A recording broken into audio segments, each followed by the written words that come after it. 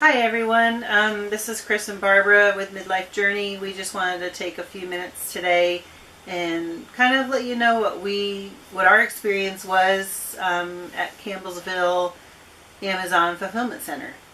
Chris, you start. Well, we got there about October the 8th. I think that was when October 6th, I think we pulled in there to our campground, and that was at the stables. We'll get more into that later, but October 8th is when we started at Amazon with orientation there. Orientation seemed to go pretty well. Mm-hmm. We were pretty impressed with that end of it. And But one thing we didn't like is that we found out that we were on the night shift. Yeah. At that point, True. And we found out that our night shift would be 5 p.m. to 4:30 a.m. with Right.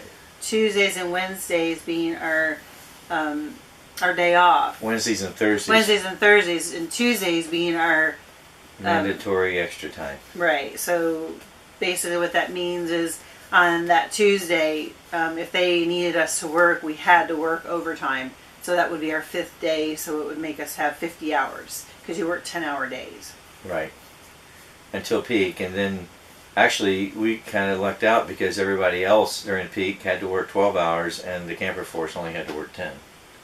Yeah. But anyway, the night shift is something that I don't think you've ever done, right? No, not really. And it's been a long, long time since I had to do it.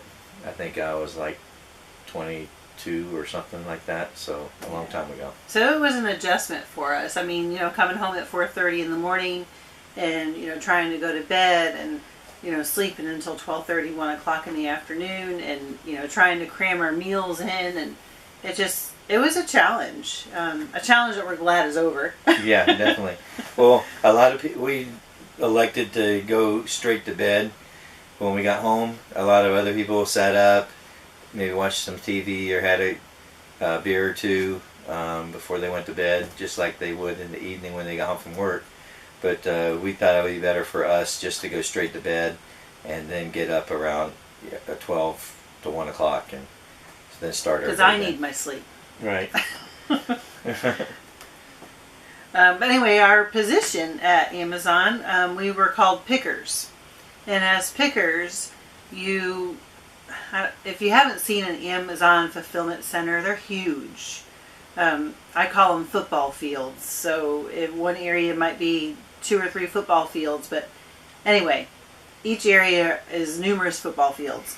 And we would walk probably on average of 10 to 15 miles a shift, which is a lot of miles. And they're up and down stairs. So some areas have 4 floors. So, you could go up to the 4th floor, pick a few items, and then go back down to the 1st floor or the 2nd floor. You want to go into more detail on that? Well, not that I want to go into more detail, but I don't want to relive that again. But it was walking a lot on concrete too, and it took a toll. It took a toll on everybody's bodies, especially in the beginning if you're not used to that type of work. And we weren't. No. The last job we had was working at a campground, so we're not walking on concrete. We did a lot of walking, but not to this extent. Yeah. It was a challenge. We recommend that you have really good shoes if you work at Amazon. And maybe maybe a couple pairs of really good shoes with good insoles. Good insoles. You might have to invest in some insoles as well. Yeah, good support. And one of the best pieces of advice that we got from a fellow work camper was to buy your shoes a size too big, and possibly wear 2 pairs of socks. And that seemed to give you a little bit more cushion, which you tried it and it really worked for you. My feet didn't bother me quite as much. My hips bothered me a lot. In fact, they continue to bother me now. You want to talk about the shift differential? Well, we did get paid a little extra to work the night shift. Speaking of money, though, that's one of the positives about Amazon is they do pay you pretty well. And they went from I think it was $10.75 an hour up to $15 an hour, and they made that decision. So starting in November, we started getting that pay increase, which really helped a bunch. Makes it really worthwhile to do. And it's not just the pay increase, or not just the pay, but that you're also getting your campsite for free, your electric for free. So it's not costing you to live. Basically, you're not paying any rent or anything like that. So it's kind of like being paid a little bit more. Yeah, right. And with that night shift, yeah, definitely. And with the overtime, I mean, you're making over $22 an hour on overtime days. So that really adds up quickly.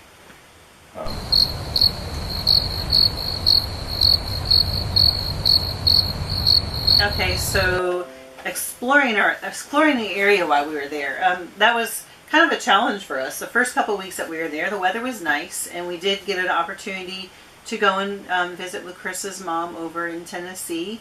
And one of our daughters, Ashley, she was able to make the trip over to Tennessee as well from North Carolina and visit with us. So we went to the caverns. Which caverns were they? Cumberland Caverns, and that was up close to Crossville, Tennessee. Ashley and our grandson TJ came over and surprised us, and that was awesome to see them there and visit with my mom. So yeah, we really were very happy with that. And the days were nice that we were over there as well. Yeah, we also got the opportunity to your mom came over to see us a couple weekends later. Right. And we went to the Green River State Park. Well, yeah, which is right next door to the stables where we were staying. Yeah, we drove around there. And the colors were changing and everything, so it was a very, very nice trip that we made. So. And we stayed at the Stables campground. You mentioned that a little bit. The campground overall, I really enjoyed it. They had some horses in the stables a few different times, and I enjoyed visiting with the horses.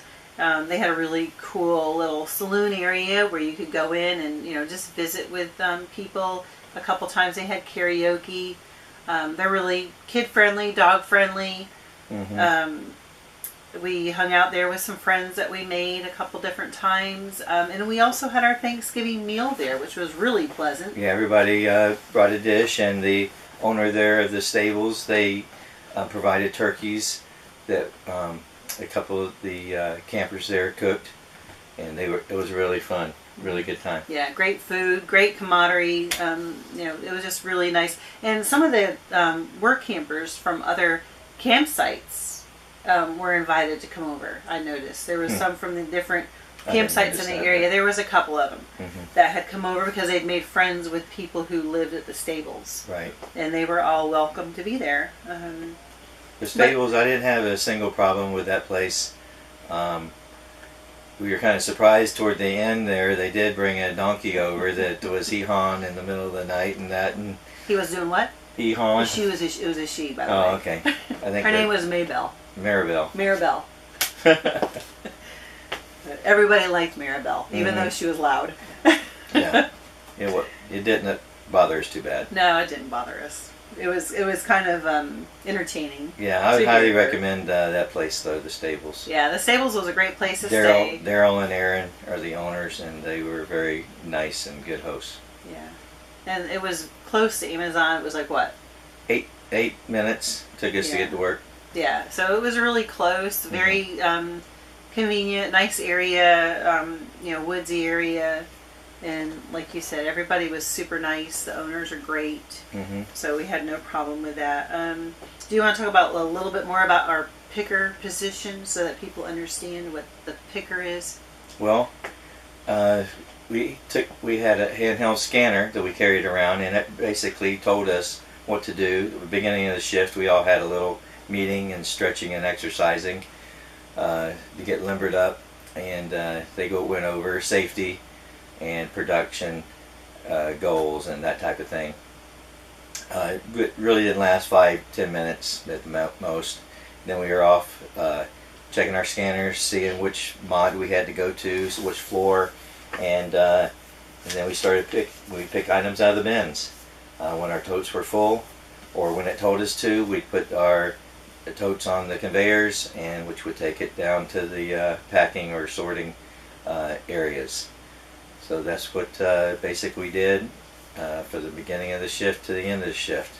A whole 10 hours. Yeah, we had 2 15-minute breaks and then 1 30-minute lunch that we clocked out for. But yeah, it get kind of mind numbing. For sure. You're just going through and you're just thinking about these numbers and where you got to go to get whatever items. And some days you'd be in the same area where they call mods, the whole shift, just about. And then or sometimes a week or more. Yeah, or in the same area a whole week. But then sometimes you jump from one area to the other and just picking 1 or 2 items. So it's all depending on what they needed. So I have a question. Would we do it again? It wouldn't be our number one choice. We are doing this full time and we're not retirement age, so we do have to earn an income. So we would see what else is out there. I mean, we're out to create and have new experiences. So, you know, we'd like to try something different. If it came down to it and we needed to do this again, sure, we'd do it. I mean, the money's decent, and with the shift that we were working, and the weather was kind of bad most of the time, so we really didn't get out a lot. So we were able to save the money that we made. So there were some positives on that. But yeah, we would do it again if we need to. And we know what to expect if we decide to do it again. Yeah, we might even try a different facility. Yeah. We were in Campbellsville, Kentucky, which was decent, and I mean, it's a nice little town, and the nice thing about that is the distance from the campground. Most of the campgrounds to the facility was minimal. And some of the other places, like where Shepherdsville, I think, was a little bit further. If you go to Murfreesboro in Tennessee, I think that's a little bit further of a campground. I think that you're looking at like around 30 minutes. So 8 minutes there and 8 minutes back is nothing. No, not at all. And then even they had the one right across the street that a lot of people walk to. Yeah. One thing I found, I wanted to mention this. One thing that I found was kind of odd about the place, and we haven't run into this situation too many places, but we did meet a lot of nice people. Some of the people that worked there, the supervisors, were all really nice and helpful. A lot of the regular full-time employees, they call them blue badges, they were pretty nice, and a lot of the campers too. But then you ran into people that were pretty rude. You would walk down the aisles and they wouldn't even acknowledge you being there. So that was kind of odd, and I felt it was pretty strange, because we like to interact with people and get to meet people, and that's one of the reasons why we like to do this. And we found over the short time we have been doing it is that people is one of the best things about this lifestyle, full-time RVing. Definitely. So it's kind of odd to go there and people not even acknowledge you and completely ignore you, even though you say hi to them or that kind of thing. They completely ignore you. Yeah. But overall, I think our experience was pleasant. It was a challenge to get through it, but we did it, and if we had to, we would definitely do it again. Anyway, I hope that you guys found this helpful. If you have any questions or comments, please leave them in the spaces below. Okay. If you want to, click like and subscribe, and maybe that'll encourage us to do some more videos. Thank you. Thank you.